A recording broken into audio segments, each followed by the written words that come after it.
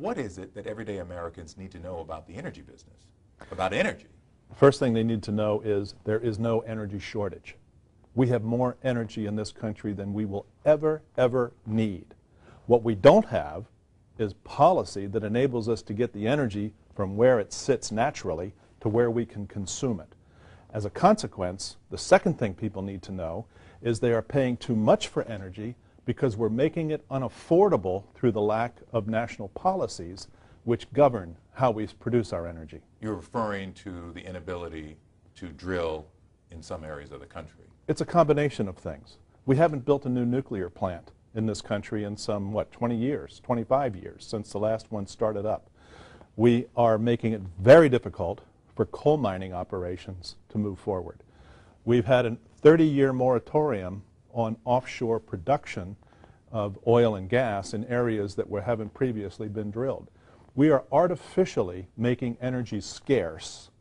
The consequence of that is Americans are paying too much. Isn't the issue with the moratorium about the environment?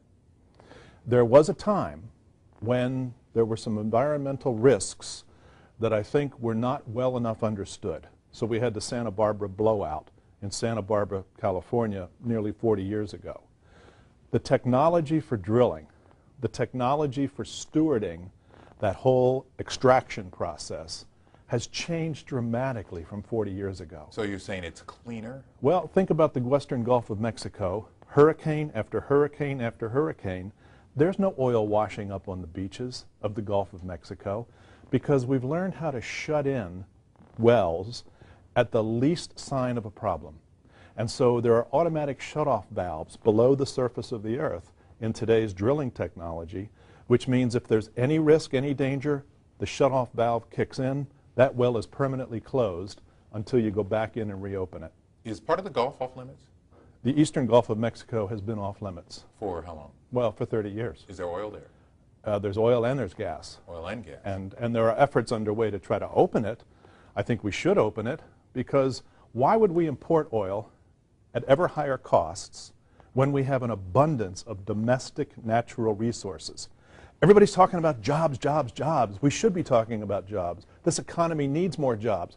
Why is our government denying the energy companies of this country the opportunity to create thousands upon thousands of high-paying energy jobs?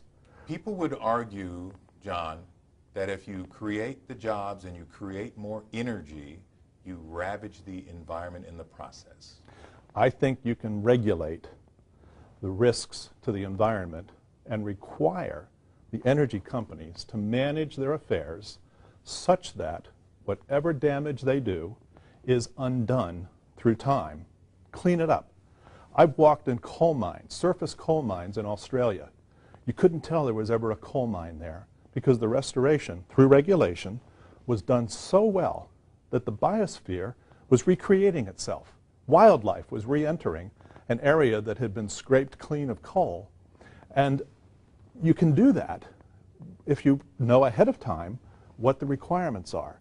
And you price the cost of that into the price of production.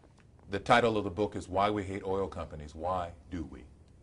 Well, there's no one single answer, but I would tell you that why we hate the oil companies is in part the behavior of the oil companies in not telling their story to the American people. The story is the economic value creation that they create, the jobs that they have, the tremendous release of energy to promote the world's most envied lifestyle.